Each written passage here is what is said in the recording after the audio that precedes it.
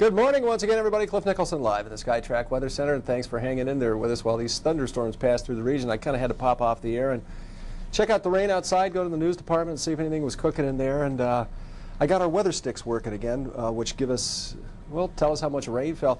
And also I got to check with a couple of our weather watchers, which is really good.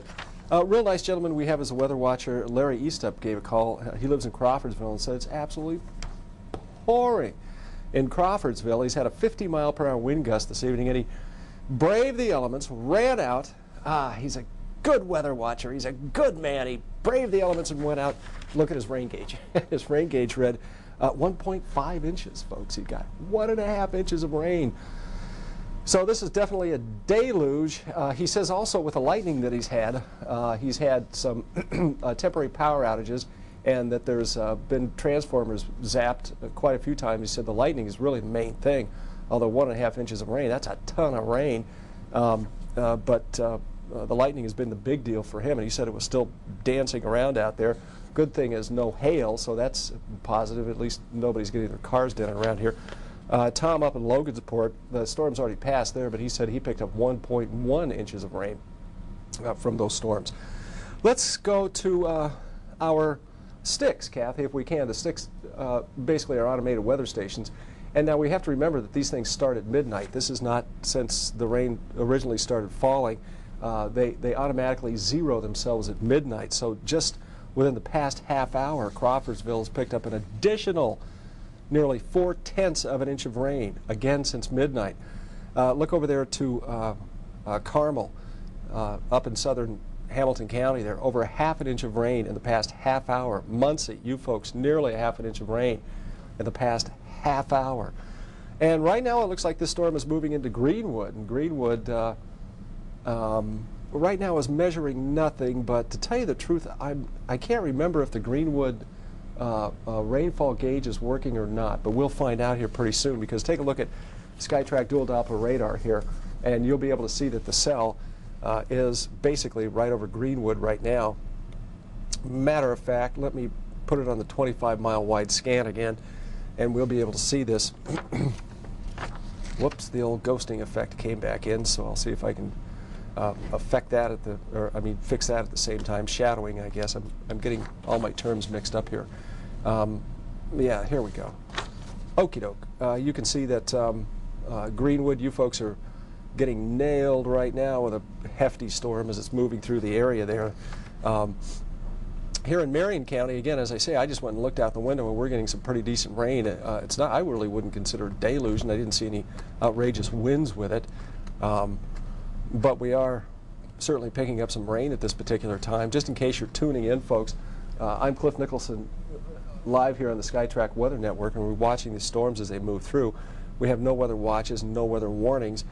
And they started developing actually in northeastern Illinois a few hours ago, and I've been honest all night long. In the forecast earlier in the day, I did the 5 and 6 o'clock show, and there was really no indication that these thunderstorms would develop along the path of this cold front that is moving down on top of us. So Mother Nature gave us a little Labor Day surprise here. Once they started developing, of course, the guys at the Storm Prediction Center in Norman, Oklahoma caught it. And, you know, as well as all meteorologists in the area, we're all going, well, something is starting to pop up here. And then everybody changed their forecast and came out and said, well, then now there is a likelihood of storms. But unfortunately, the 6 o'clock broadcast was already over by then. So unless you were watching the Skytrak Weather Network, I came on and updated that. But unfortunately, I hope a lot of you out there, your friends and relatives, aren't too terribly upset, because I know that there might be a few windows left open, as well as a few car windows left a little bit open for the evening hours. Excuse me, I'm taking a little sip of this water. You know, I got this water out of our water cooler here at the station, and we did some stories about the water down here, and you know, it does taste just a little bit, it's kind of like musty. It's kind of a musty taste, isn't it? And I don't know if this is all throughout Indianapolis. Could just be our water cooler, but it's nice and cold. I'll give it that. But I find that kind of interesting. Well, that's totally off the topic, isn't it? But nonetheless, with these thunderstorms right now, they did develop rather rapidly throughout the evening hours. and they did become strong in portions of Indiana, specifically up in White County and Cass County. And these are areas in the northern quarter of Indiana, actually up north of Kokomo and the like. There was a report of tree damage there up in White County, and there was also a report of 88/100 inch diameter hail reported up in that region as well. So there was some damaging thunderstorms, but mainly confined up to the north. It's not totally out of the question that we might wake up tomorrow morning and see maybe a few small tree limbs down around here, because of course thunderstorm can do that, and especially the lightning that's associated with it. Kathy, let's take a tour of the sky cams and see what's cooking. This is the Bank 1 cam. Gee, looking at the radar, well, yeah, there's still lightning out there, definitely. You can see the cam is wet there, and that, you know, obviously raining on the camera. Still a good lightning display out there. I'm one of these guys who absolutely loves to watch lightning, but when it's real close to me, I'm deathly afraid of it. I am not a good lightning man when it's right on top of me. But from afar, it's a beautiful thing to watch. Let's take another. Let's try the Cam 6. That's the one that's right here at the television station. You know, when we have lightning events, I'm kind of surprised that that we're not knocked off the air more often, because with our towers out here at the station, we frequently take lightning hits. But obviously, our engineers are brilliant, and they design those towers that where lightning hits, the energy of the lightning can be transferred to the ground in a way out of harm's way there. But now this is right here at Channel 13, looking to the northwest. Oh, okay.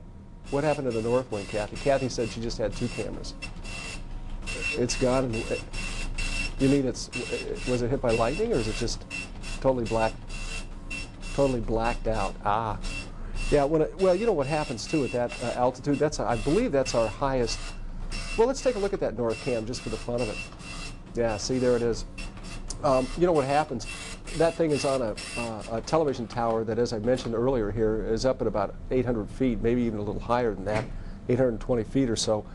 And after the rain comes, the clouds lower, and so now what the deal is that that camera is probably sitting in a cloud right now. And obviously in a cloud you can't see anything. So more than likely that's what the North Sky Cam is. This, once again, is our Sky Cam on the Bank 1 tower. Let's see, weather wires mentioning anything that I should be passing along to you all. Nope, nothing. They're talking about the Caribbean Sea. The lightning down here, of course, we're still seeing a lot of that. And as Larry Estep said, when the storm went through Crawfordsville, it absolutely poured, but the main weather feature was the lightning, the copious amounts of cloud-to-ground lightning that we had. Here again at the TV station, that's the camera that we're looking at right now. We're still seeing quite a bit of lightning outside. Taking another sip of this water here. Kathy, have you noticed that? Kind of like oh, really? She says she drinks bottled water. So that's probably a plus there.